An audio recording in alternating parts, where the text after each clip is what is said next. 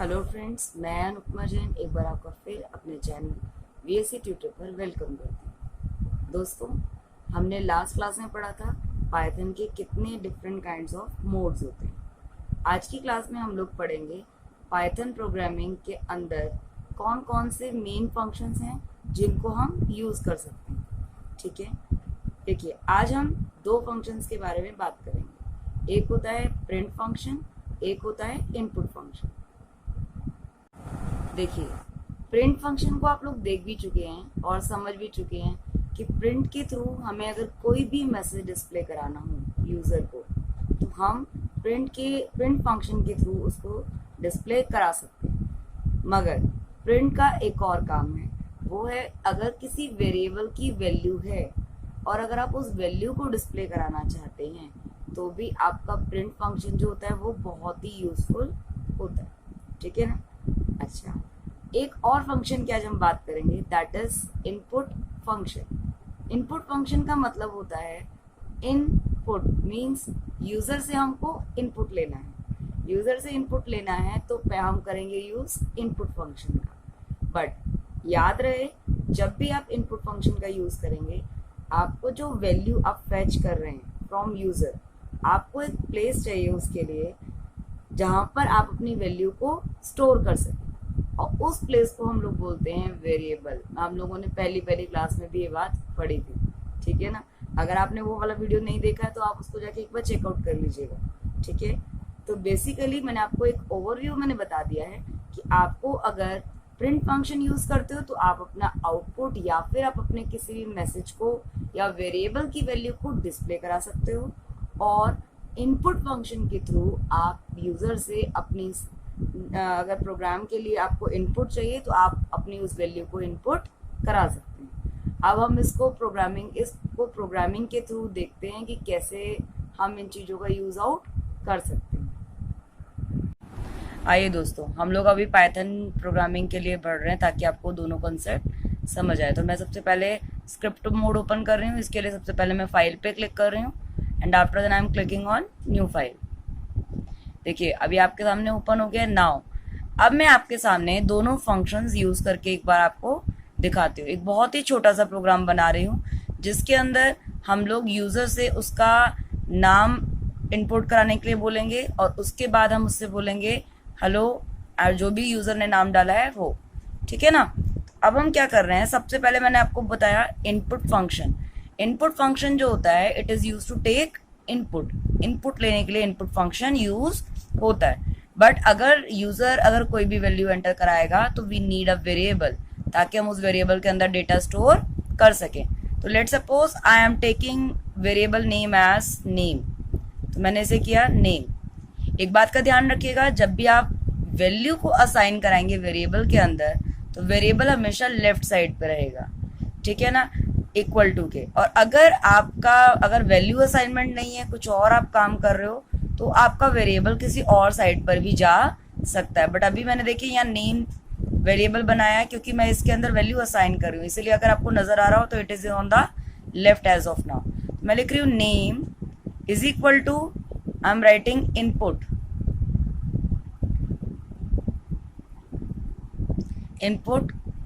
अब मेरे को यूजर को क्या दिखाना है, आप एंटर करो अपना नाम। तो I just need to write something in double quotes, enter your name. ठीक है, अब मैंने ये लिखवा दिया। अब जो ये मैंने लिखा हुआ है एज इट इज ये स्क्रीन पे आएगा जब मैं इसको रन करूंगी। ठीक है ना। अब मैं आगे जा रही हूँ और मुझे क्या डिस्प्ले कराना है, देखिए इस लाइन से क्या होगा, आपका यहाँ पर ये इनपुट फंक्शन स्क्रीन पे दिखाएगा एंटर योर नेम, और वो जो नेम आएगा वो नेम जाके स्टोर हो जाएगा इनसाइड नेम वेरिएबल। ठीक है ना। अब देखिए इसके बाद क्या होगा, इसके बाद मेरे को प्रिंट कराना है हेलो, और जो भी यूजर ने नाम डाला, जैसे अगर आपने डाला अनुपमा, अगर अनुपमा डाला तो ये दिखाएगा हेलो अनुपमा। अगर किसी ने डाला अमन तो क्या दिखाएगा, हेलो अमन। अब मुझे वो हेलो प्रिंट कराना है, तो मैं सबसे पहले लिख रही हूँ प्रिंट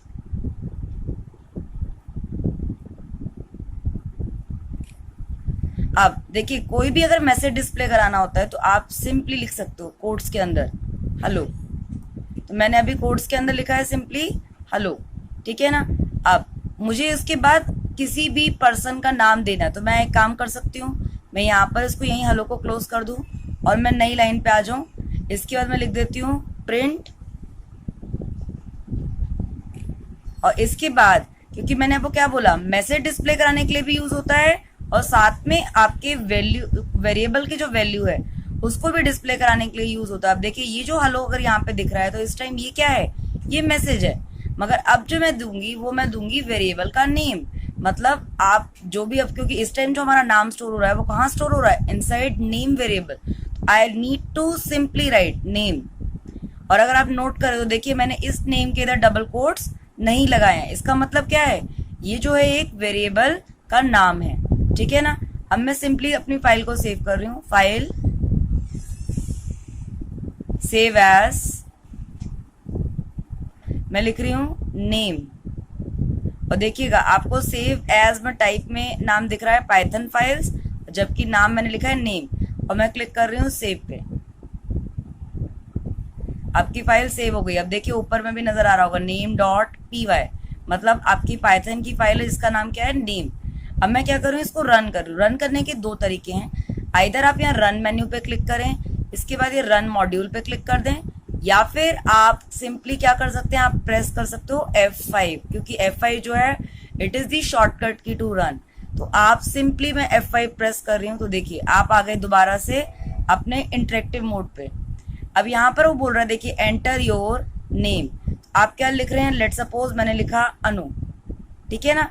अब देखिए ये दिखाएगा हेलो अनु, मैं यहाँ पर एंटर प्रेस कर रही हूँ, सी पहली लाइन पे दिखा रहा है हेलो, उसके बाद दिखा रहा है अनु, ठीक है ना। तो आपको नजर आ रहा होगा कि यहाँ पे आपका पहले मैसेज टाइप हुआ और फिर जो आपने वैल्यू डाली वो टाइप हुई, ठीक है ना।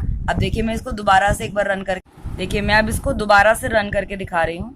मैं दोबारा से F5 प्रेस कर रही हूँ, देखिए अब वो दोबारा से आपका नाम मांग रहा है। अब मैं आपको कोई भी नाम डाल सकता हूँ, लेट सपोज मैंने डाला अमन, अब आपको वो क्या नजर कराएगा, हेलो अमन।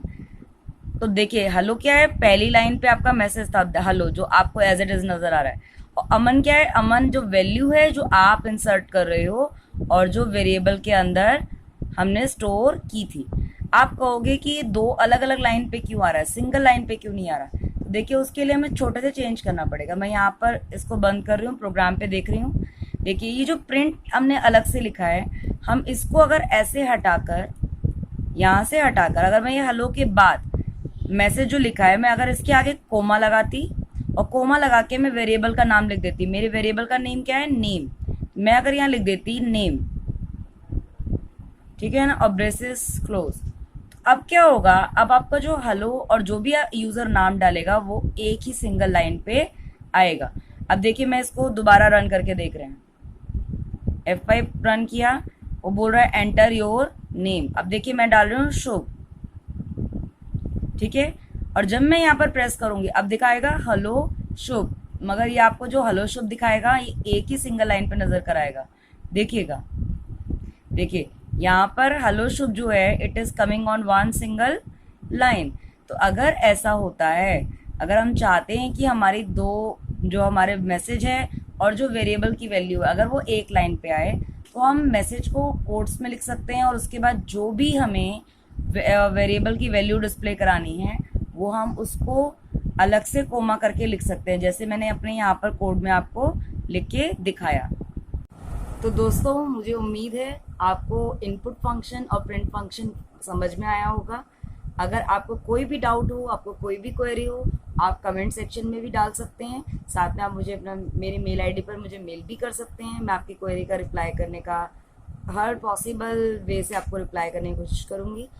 हम लोग अगली क्लास में दोबारा मिलेंगे नए टॉपिक के साथ। तब तक के लिए बाय बाय, टेक केयर।